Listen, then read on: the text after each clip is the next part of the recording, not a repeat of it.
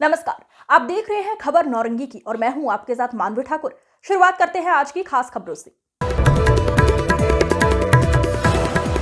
आज मंगलवार के दिन पटना राजधानी में भारत निर्वाचन आयोग की उच्च स्तरीय टीम चुनाव तैयारी की समीक्षा करेगी। भारत निर्वाचन आयोग के मुख्य निर्वाचन आयुक्त राजीव कुमार और निर्वाचन आयुक्त अरुण गोयल के नेतृत्व में सोमवार को सभी पदाधिकारी पटना पहुंच गए हैं। बिहार के मुख्य निर्वाचन पदाधिकारी HR श्रीनिवासन ने उनका स्वागत किया। इस अहम बैठक में सभी IAS और IPS अधिकारी अपने जिले से पटना पहुंच गए हैं। DGP साहब 1 साल 2 महीने का कार्यकाल पूरा हो गया है। सूत्र बताते हैं कि कोई भी ADG स्तर के पदाधिकारी फाइल DGP साहब को भेजी जाती है तो DGP साहब तुरंत उसे फाइल को अध्ययन करने के लिए, समीक्षा करने के लिए IG राकेश राठी के पास भेज देते हैं, जिससे कि पर्दे के पीछे ADG स्तर के पदाधिकारी में नाराजगी भी देखी जा रही है। मुख्यमंत्री जी, ये कितना उचित है? लोकसभा के संबंधित उच्च स्तरीय पदाधिकारी को वर्तमान DGP की कार्यशैली पर भी गंभीरतापूर्वक ध्यान रखना होगा, क्योंकि साफ सुथरे सीनियर IPS पदाधिकारी को महत्वपूर्ण कार्यों से अलग रखा जा रहा है। दागी IPS पदाधिकारी को तवज्जो दिए जाने की चर्चा है प्रभावशाली। DGP भट्टी साहब के आगे पुलिस मुख्यालय, हर सीनियर पदाधिकारी चुप है। किसी भी वरीय पुलिस पदाधिकारी की प्रतिष्ठा का हनन करना हमारा उद्देश्य नहीं है, सिर्फ हम सच दिखाने का जरिया है। आप देख रहे हैं नौरंगी की रिपोर्ट। और क्या कुछ कह रहे हैं हमारे प्रधान संपादक दीपक नौरंगी जी। लोकसभा चुनाव के संबंधित कल पटना राजधानी में सभी IAS और IPS पदाधिकारियों के साथ चुनाव आयोग के संबंधित पदाधिकारियों की एक अहम बैठक है। चुनाव आयोग के संबंधित पदाधिकारी यदि हमारा चैनल देख रहे हैं तो DGP साहब के 1 साल 2 महीने का कार्यकाल बड़ा सवालों में रहा। 2022-19 दिसंबर को सिंघल साहब के रिटायरमेंट के बाद इन्होंने पदभार संभाला। पदभार संभालने के बाद कई तरह की चर्चाएं होती रही, लेकिन DGP साहब अपनी चतुराई से अपने नज़दीक वैसे पदाधिकारी को ले आए जिनको वह करीब से जानते थे, उनसे बेहतर संबंध थे। IG राकेश राठी को IG हेडक्वार्टर बना दिया। P कन्नन साहब को CID में रखा गया है। अपने करीबी एक सोशल मीडिया देख रहे हैं विशाल शर्मा, 2 विभागीय कार्रवाई की पेंडिंग की बात सामने आ रही है। 4 ADG को बदलने की कोशिश फिर की थी कि इस बार 79 IPS पदाधिकारी का तबादला 26 जनवरी को हुआ था।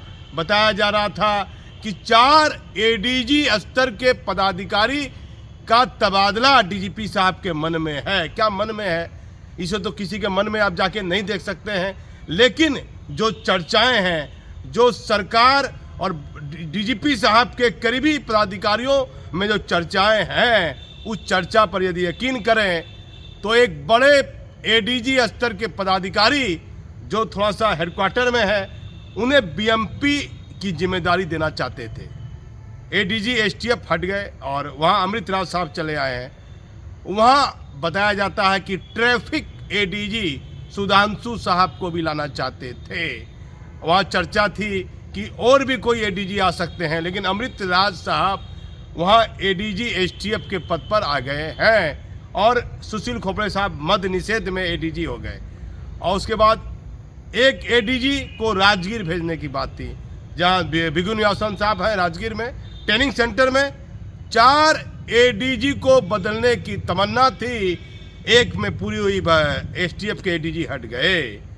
तो DGP साहब का प्रभाव 1 साल 2 महीने में IPS और सरकार में देखा जा रहा है। लेकिन मुख्यमंत्री जी और देश में बैठी बड़ी जांच एजेंसी, मानता हूं मैं भट्टी साहब ईमानदार IPS पदाधिकारी हैं, बिहार में अपराधियों पर लगाम भी लगा रहे हैं, लेकिन 1 साल 2 महीना के दौरान चुनाव आयोग के संबंधित पदाधिकारियों को ध्यान देना पड़ेगा। बिहार में पहला ऐसा DGP ईमानदार है कि 1 साल 2 महीना में आम जनता से कोई जनसंवाद नहीं किया, कोई जनसंवाद नहीं किया। जहां बिहार के मुख्यमंत्री लगातार जनसंवाद कर रहे हैं, भले सरकार किसी के साथ जाए, बीजेपी के साथ, आरजेडी के साथ, वह हर परिस्थितियों के अनुसार हर पार्टी करती है, लेकिन माननीय मुख्यमंत्री गंभीरता पूर्वक इस बिंदु पर ध्यान नहीं दे रहे हैं। हमारा चैनल 1 साल 2 महीने से इस खबर को प्रमुखता से दिखा रहा है कि भट्टी साहब ने कोई जनसंवाद नहीं किया और टीम में, पुलिस मुख्यालय में वरीय पदाधिकारियों को साथ लेकर चलने में, काम करने में, बताया जा रहा है कि काम करने में कुछ ही आईपीएस को अपने साथ रखते हैं जो उनके करीबी हैं, और बाकी आईपीएस पदाधिकारी से परहेज कर रहे हैं। पूरी पुलिस मुख्यालय की टीम को एक साथ लेकर नहीं चलने की चर्चा है। ये कठोर सत्य है। हमारा चैनल किसी आईएएस और आईपीएस पदाधिकारी की प्रतिष्ठा का आनंद नहीं करता है, लेकिन भट्टी साहब, ये सच है कि हेडक्वार्टर में जो सीनियर और ईमानदार आईपीएस पदाधिकारी है, जिसको भरोसा था कि भट्टी साहब आए हैं तो इनसे विचार मिलेगा, लेकिन दागी आईपीएस पदाधिकारियों पर आपकी मेहरबानी की चर्चा दिल्ली तक है कि दागी आईपीएस पदाधिकारी पर आपकी मेहरबानी है। लेकिन ये क्या हो रहा है? प्रभावशाली पोस्ट माना जाता है बिहार में डीजीपी का, और चुनाव आयोग को गंभीरता पूर्वक वर्तमान डीजीपी की कार्यशैली में कहां गड़बड़ी है, हमारी कोशिश है। मैं उस बिंदु का उल्लेख करना चाहूंगा। आईजी हेडक्वार्टर गया में आईजी रहे, केंद्र प्रतिनियुक्ति से लौटे थे और इनको सीबीआई में जाने का मन है। राठी साहब को राजस्थान के चुरू जिला के रहने वाले हैं। मेरे खिलाफ मन में होगी, बार बार ये पत्रकार चिल्ला रहा है, बार बार धक्का दिलवा दो, ये कर दो, वो कर दो, मन में उनके चलती होगी, लेकिन ये जो सच है वे मैं दिखाता हूँ। सच मैं दिखाने का जरिया हूँ। तो राठी साहब को पटना आईजी रहते हुए उनको आईजी हेडक्वार्टर में ले आया। इससे पहले भी राकेश राठी आईजी हेडक्वार्टर रह चुके हैं और 2 एडीजी पुलिस मुख्यालय के महत्वपूर्ण फाइलों में आईजी हेडक्वार्टर का दस्तखत हो रहा है, हस्ताक्षर हो रहा है। नियम और कानून जो चर्चा है मैं चर्चा पर आ रहा हूं। चर्चा है कि वह दस्तखत एडीजी स्तर के पदाधिकारी को करना है, लेकिन प्रभावशाली आईजी राकेश राठी, जो डीजीपी साहब 26 जनवरी को जब झंडा तोलन हो गया तो राकेश राठी साथ थे। मुझे एक रिटायर्ड पदाधिकारी ने कहा सब कुछ बर्दाश्त कर लेने का है, लेकिन आईपीएस के पद की गरिमा होती है। भट्टी साहब, 1 साल 2 महीने के दौरान आपने कितने पुलिसकर्मी और सिपाही का दर्द सुना आमने सामने। आप पुलिस के मुखिया हैं, क्या पुलिसकर्मी का दर्द आप जान रहे हैं? पुरानी पेंशन योजना पुलिसकर्मियों को कि वह अपने माता पिता, बच्चों को, परिवार को देख सके, वेलफेयर का काम करना है। वेलफेयर के नाम पर आपने प्रमोशन दिया, बरसों से जमे हुए पुलिसकर्मियों का तबादला किया। तो भट्टी साहब, एक अंदर की खबर में बता रहा हूं जो पुलिस हेडक्वार्टर में किसी को नहीं मालूम है, लेकिन दूसरे चैनल पर वीडियो लंबी हो जाएगी। एक पुलिस इंस्पेक्टर जो एक एडीजी के यहाँ तैनात है, लेकिन काम डीजीपी साहब के लिए कर रहे हैं, करना भी चाहिए।